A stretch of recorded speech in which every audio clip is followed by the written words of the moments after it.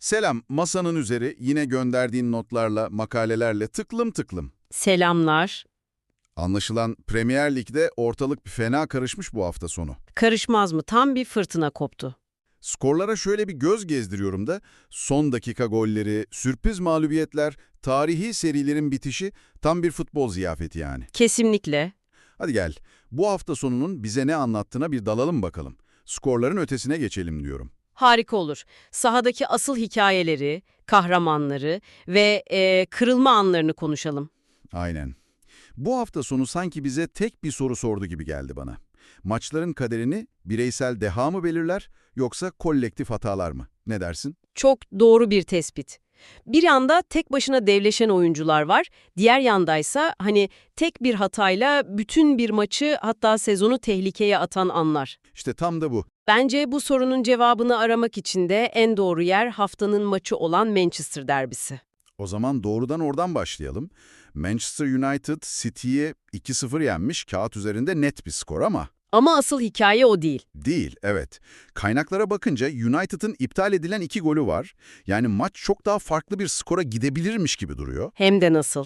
Bu yarı otomatik offside sistemi sence oyunun ruhunu ne kadar etkiliyor? Yani evet, karar daha isabetli oluyor belki ama o gol anındaki spontane sevinci de biraz törpülemiyor mu? Harika bir nokta. O an stadyumdaki on binlerce insan ayağa fırlıyor, golü atanın dünyası değişiyor ve saniyeler sonra durun bir çizgiye bakacağız deniyor. Tamamen o coşkuyu alıyor götürüyor. United için de tam olarak bu oldu. Hem Diallo'nun hem de Bruno Fernandes'in golleri yani milimetrik farklarla iptal edildi. Ama bence bu maçın asıl hikayesi iptal edilen gollerden çok. City kalesindeki dev mi? Aynen öyle. City kalesindeki devdi yani Donnarumma. Yaptıklarını tarif etmekte zorlanıyorum. Anlat lütfen, o anları senden dinleyelim. Notlarımda Donnarumma'dan akıl almaz çifte kurtarış yazıyor. Ne oldu tam olarak orada? Akıl almaz kelimesi bile hafif kalır ama Diallo ceza sahasına girdi, çok sert vurdu.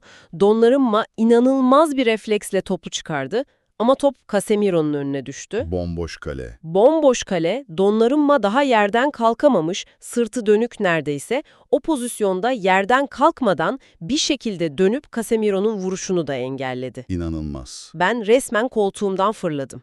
Yani bir kalecinin yerdeyken o ikinci topu o kadar çabuk reaksiyon göstermesi, yıllardır futbol izlerim, böyle anlar çok nadir gelir. Gerçekten çok özel. Üstüne bir de Mbeumo'nun kafa vuruşunu çıkardı ki o da başlı başına bir olay. City o anlarda 3-0, 4-0 geriye düşebilirdi. Donnarumma tek başına bu maç bitmedi dedi. Ama yetti mi? İşte o en acımasız soru bu. Bir kaleci insanüstü bir performans sergiliyor ama günün sonunda tabelada 2-0'lık mağlubiyet yazıyor. Yetmedi. United o kilidi nasıl açtı peki? İşte bu. Bireysel dehanın kolektif oyuna karşı yenilgisiydi. Donnarumma ne kadar çabalasa da City'nin savunma zaaflarını tek başına örtemedi. Anladım. United bir kontra atakta o kadar akıllıca geldi ki Bruno Fernandes topu sürdü. 4 savunmacıya karşı 2 kişiydiler. Ama Fernandes o kadar doğru bir zamanda pası Brian Broby'ye aktardı ki Donnarumma'nın yapabileceği hiçbir şey kalmadı. hiçbir şey kalmadı. İkinci gol ise tamamen City savunmasının bir anlık duraksaması. Patrick Dorgu herkesten daha çok istedi o topu ve maçı bitirdi. Yani Donnarumma savaşı kazandı ama takım olarak cepheyi kaybettiler. Aynen öyle. Peki Manchester'da bireysel bir devin çabası takımını kurtarmaya yetmedi. Ama bir bireysel hata bütün bir takımı, hatta tarihi bir seriyi batırabilir mi? İşte bunun cevabı için de sanırım Villa Park'a bakmamız lazım. Evet, Aston Villa evinde 11 maç sonra kaybetmiş, Everton'da 10 yıl sonra orada kazanmış. İnanılmaz istatistikler bunlar. Evet, Manchester'daki hikayenin tam tersi yaşandı Villa Park'ta. Aston Villa'nın o yüksek riskli, geriden topla çıkmaya dayalı oyun planı var ya, Evet, Emery'nin klasik sistemi. işte o planın ne kadar kırılgan olabileceğinin canlı bir örneğini gördük. Pau Torres, takımının en güvendiği stoperlerden biri, savunmadan çıkarken inanılmaz bir hata yaptı. Ne yaptı? Topu resmen Everton'lı Dwight McNeil'a hediye etti. McNeil vurdu, kaleci Martinez çıkardı ama dönen topu Tierna Berry affetmedi, bitti. Hadi ya. Tek bir hata yani. Bütün maçın, 11 maçlık serinin, 10 yıllık hasretin özeti Bu tek an oldu. Bu çok acımasız. Yani bütün bir strateji, aylardır işleyen bir sistem, tek bir oyuncunun bir anlık konsantrasyon kaybıyla çökebiliyor. Çökebiliyor. Aslında maçın başında Everton'ın bir topu da direkten dönmüş, yani şans da yanlarında değilmiş gibi duruyor. Kesinlikle. O direkten dönen top ve Villa'nın offside diye sayılmayan golü maçın dengede gittiğini gösteriyor. Ama modern futbolda özellikle Unai Emre gibi hocaların oynattığı bu bıçak sırtı oyunda hata payı sıfıra yakın. Evet, Pau Torres'in hatası sadece bir pas hatası değil. Bütün bir sistemin o anlık çöküşü. Donnarumma'sıyla Pau Torres'iyle bu hafta sonu bize gösterdi ki artık kahramanlıklar da hatalar da eskisinden çok daha pahalıya mal oluyor. madem kalecilerden girdik, bu hafta sonu sadece Donnarumma yoktu sahnede anlaşılan. Notlarımda en az 3 kalecinin daha altı çizili. Evet, Nottingham Forest kalecisi Matt Sells ve West Ham kalecisi Areola takımlarına direkt puan kazandırmış gibi duruyor. bu hafta sonu kesinlikle kalecilerin haftasıydı ve bu bize modern kalecilikle ilgili çok ilginç bir gerçeği gösterdi. Bak, Donnarumma City'de maç boyunca belki 10 tane inanılmaz iş yaptı ama kaybetti. Evet, konuştuk. Öte yandan Arsenal deplasmanındaki Matt Sells, Arsenal'ın maçı domine ettiği, sürekli pozisyon bulduğu bir günde Sells öyle bir kurtarış yaptı ki, Hangi pozisyonda o? Bukayo Saka'nın kafa vuruşunda adeta havada asılı kalarak topu çıkardı. O tek bir an Arsenal'ın bütün moralini, bütün ivmesini bitirdi. Maç 0-0 bitti ve o bir puanın kahramanı net bir şekilde Sells'ti. Aynı hikaye West Ham için de geçerli o zaman. Tottenham deplasmanında geriden gelip kazanıyorlar. West Ham kalecisi Areola'nın da özellikle Bissouma'nın şutunda yaptığı kritik bir kurtarış var kaynaklarda. Evet, o da maçın kırılma anıydı. Ters eliyle inanılmaz bir uzanmayla çıkardı o topu. Eğer o gol olsaydı Tottenham belki maçı koparacaktı. Ve biz bambaşka bir şey konuşuyor olacaktık. West Ham'ın o son dakikadaki geri dönüş hikayesini hiç konuşmuyor olacaktık. İşte bu bize neyi gösteriyor biliyorsun? Neyi? Artık maçları sadece çok kurtarış yapan kaleciler değil, doğru zamanda en kritik olanı yapan kaleciler kazandırıyor. Çok iyi bir nokta. Donnarumma'nın 10 kurtarışı, Selsin veya Areola'nın o tek bir anlık sihri kadar değerli olamadı sonuç tablosunda. Bu da futbolun o acımasız ama büyüleyici tarafı. Kalecilerin kaderi belirlediği anlardan kaderin son düdükle yazıldığı anlara geçelim. 2 maç var ki tam anlamıyla nefesleri kesmiş. Evet. Biri düşme hattını, diğeri Avrupa kupalarını ilgilendiriyor. Leeds United Fulham maçıyla başlayalım. Leeds 90. dakikada bulduğu golle 1-0 kazanmış. Bu tam bir sinir harbiydi. Düşme potasındaki takımların o klasik gergin, pozisyonu az ama mücadelesi bol maçlarından biri. Evet, o maçları biliriz. İki takım da o kadar stresliydi ki son paslarda, son vuruşlarda sürekli yanlış kararlar verdiler. Herkes bu maç 0-0 biter derken 90. dakikada Leeds'in umutsuzca yaptığı bir orta, Bir karambol. bir karambol ve bir gol. O gol sadece 3 puan demek değil, o gol bütün bir hafta boyunca takıma nefes aldıracak, rakibini ise daha da dibe çekecek psikolojik bir hançer demek. Kesinlikle. Bu tür maçlarda taktik, strateji bir yere kadar, o son dakikada o topu içeri kimin daha çok istediği belirleyici oluyor. Diğer son dakika draması ise bir Londra derbisinde yaşanmış. Tottenham, West Ham'a 90+3'te yediği golle 2-1 kaybediyor. Bu daha da can yakıcı olmalı. Kesinlikle Tottenham aslında kaptanı Cristiano Romero'nun golüyle maçı dengeye getirmişti. Tam en azından bir puanı kurtardık derken 90+3'te bir korner. O son dakika kornerleri. Ceza sahası içi ana baba günü. Top bir o sekiyor, bir bu sekiyor ve oyuna sonradan giren Callum Wilson bir şekilde o topa dokunup ağlara gönderiyor. West Ham sıralamada kritik bir rakibini deplasmanda son saniyede yenmiş oluyor. Bu galibiyetlerin yarattığı o pozitif hava takımları haftalarca taşıyabiliyor. Aynen öyle. Peki zirve yarışında durum ne? Orada da işler karışmış.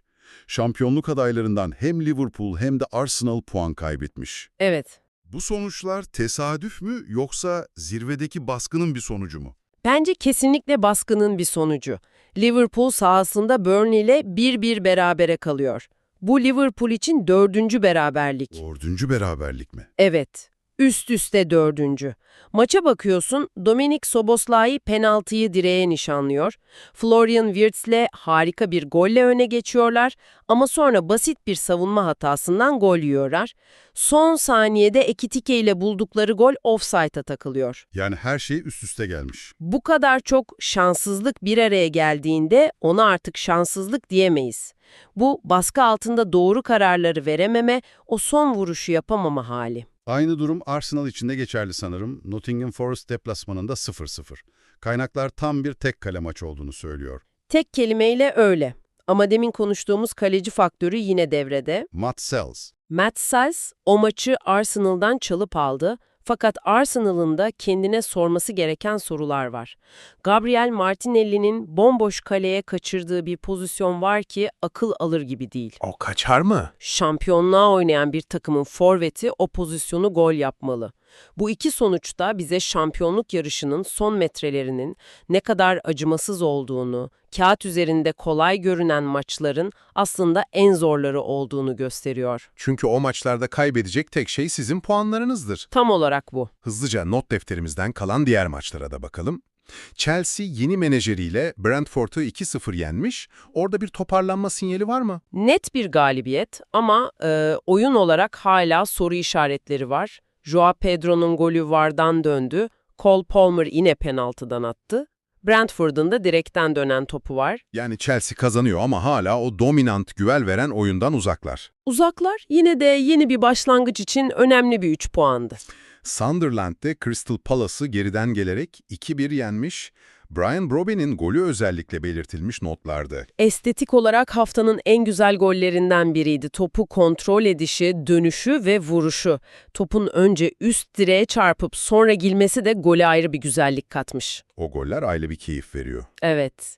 Geriye düşmelerine rağmen maçı çevirmeleri de takımın karakterini göstermesi açısından önemli. Ve son olarak haftanın en ilginç istatistiği. Wolverhampton-Newcastle United maçı 0-0. Bu skorda ne var ki diyebiliriz ama kaynaklara göre bu iki takım arasında bu stadyumda 127 yıl sonra görülen ilk golsüz beraberlikmiş bu. İnanılır gibi değil mi? 127 yıl.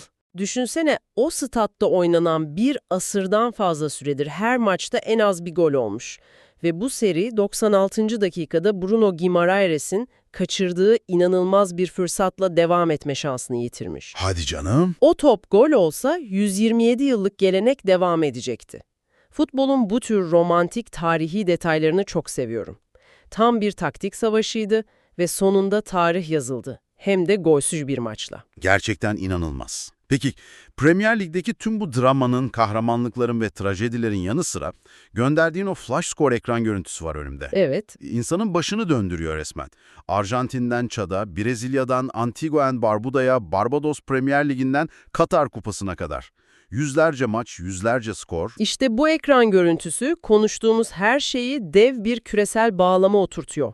Biz burada Donnarumma'nın kurtarışını, Pau Torres'in hatasını konuşurken aynı saniyelerde Türkiye'de Beşiktaş ve Konyaspor sahada mücadele ediyor.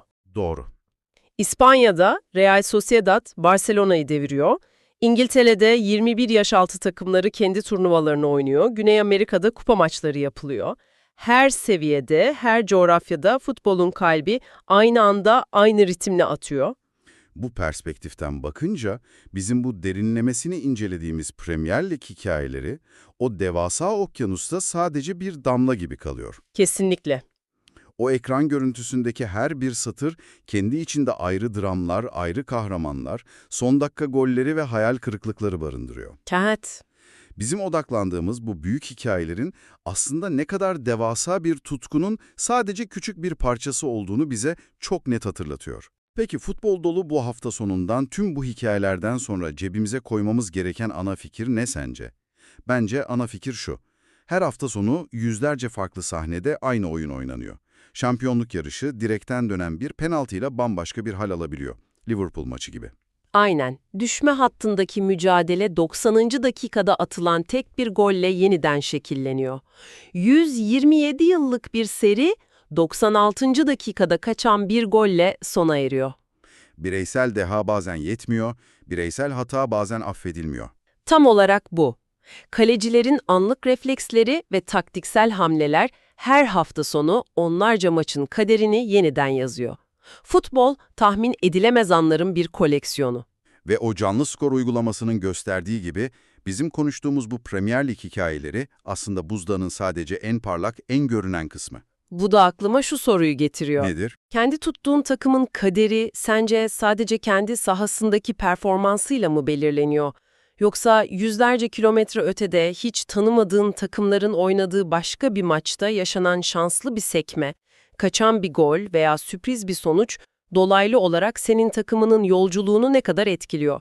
Bu devasa futbol ağında her şey birbirine aslında ne kadar bağlı? Güzel soru. Bu soruyu bir sonraki maçı izlerken aklının bir köşesinde tutabilirsin.